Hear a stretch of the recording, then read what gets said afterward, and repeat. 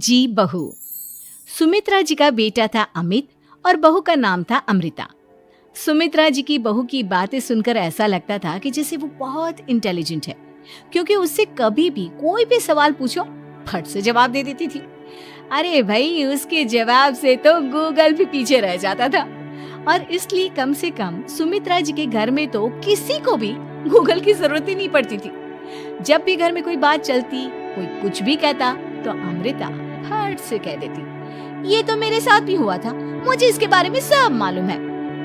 एक दिन सुमित्रा जी अमित और अपनी बहू अमृता के साथ अमित की बुआ जी, फूफा जी यानी कि मुकेश और उर्मिला जी के यहाँ पर मिलने के लिए गए।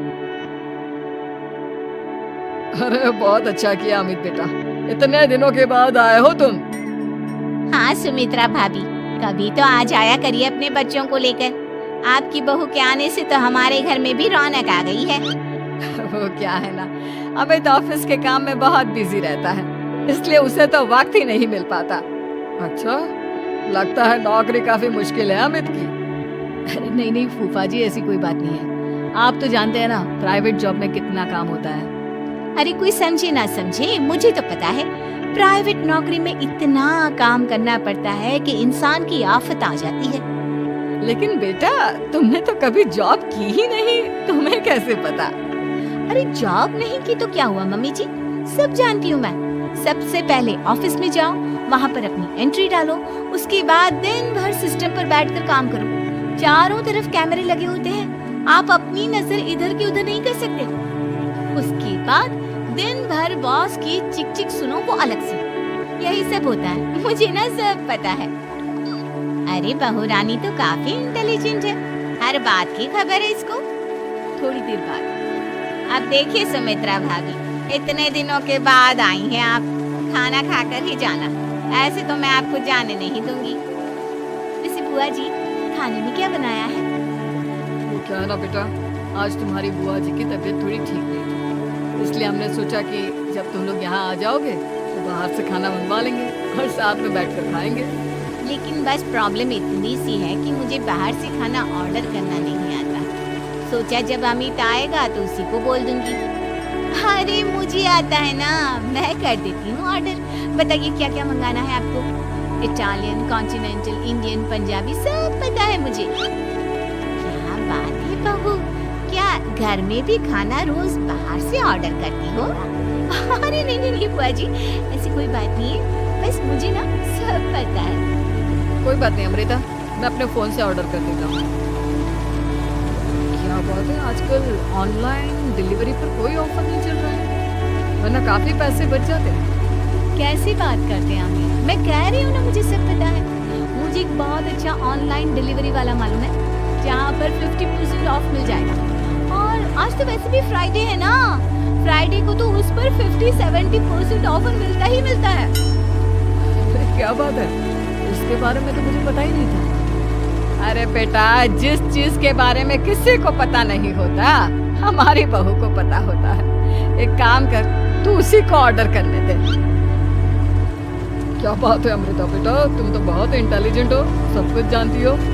कुछ दिनों के बाद सुमित्रा जी की कुछ सहेलियां उनसे मिलने के लिए आती हैं। अरे सुमित्रा बहन कैसी हो, बहू कैसी है तुम्हारी? अरे पूछिए मत, बहुत इंटेलिजेंट है मेरी बहू, सब कुछ जानती है। क्या बात है, बहू के आने के बाद तो औरतें दुखी हो जाती हैं, लेकिन तुम तो बहुत खुश लग रही हो। वो क्या है ना, मेरी बहू है ही इतनी अच्छी। अरे तो बुलाओ ना, हमारे साथ बैठेगी, बातें करेंगी तो हमें भी अच्छा लगेगा।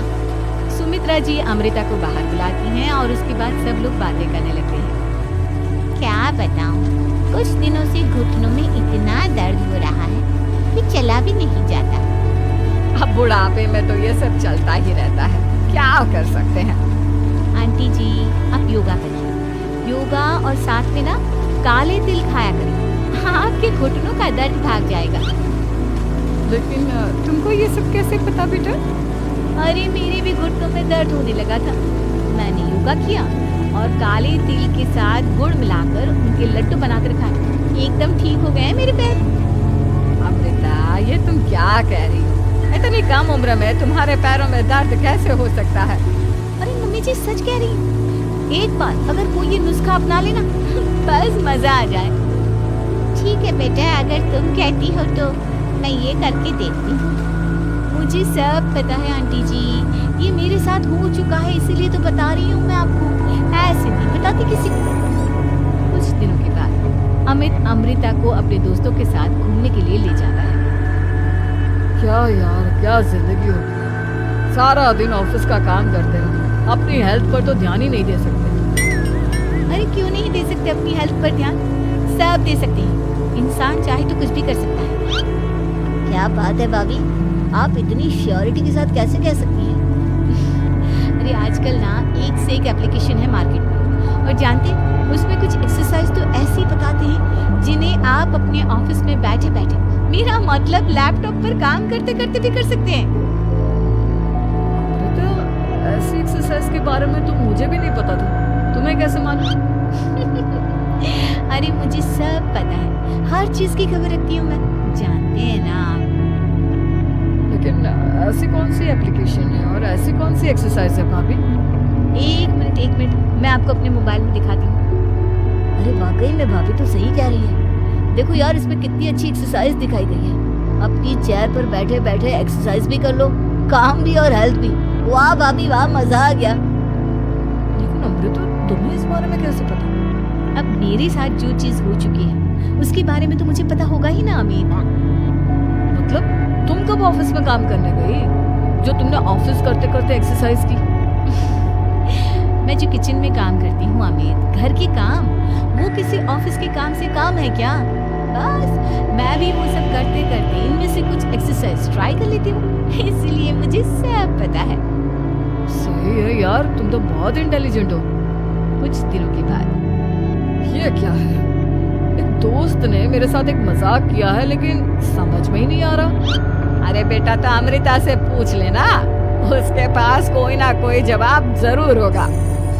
ठीक कहती है मम्मी जी, मैं सब जानती हूँ। लेकिन अमृता, ये थोड़ा मुश्किल है, सोच लो।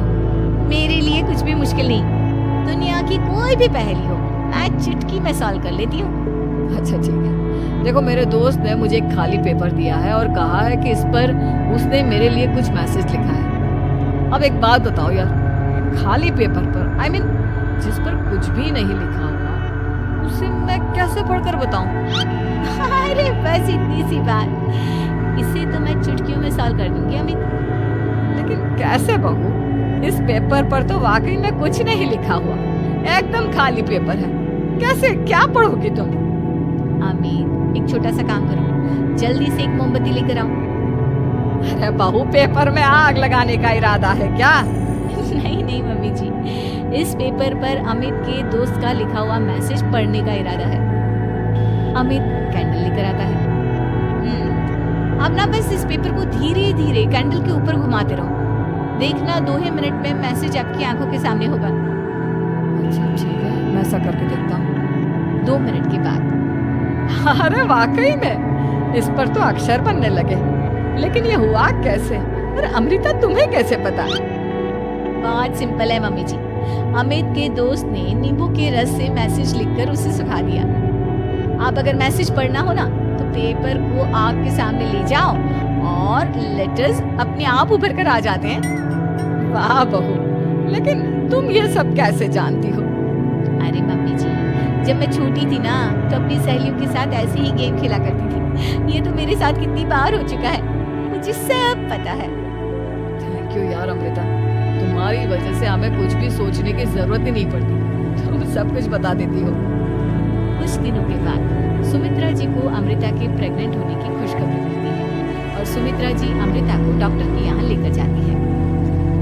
देखिए सुमित्रा जी, आपकी बहू की तबीयत बिल्कुल ठीक है, किसी भी तरह की चिंता करने की कोई जरूरत नहीं है। लेकिन हाँ, उनको आयरन वाली डाइट खाने की बहुत जरूरत है। ठीक है डॉक्टर साहब, आप बता दीजिए मैं अपनी बहू को क्या क्या खिलाऊं ताकि उसकी तबीयत ठीक रहे और आने वाले बच्चे की भी।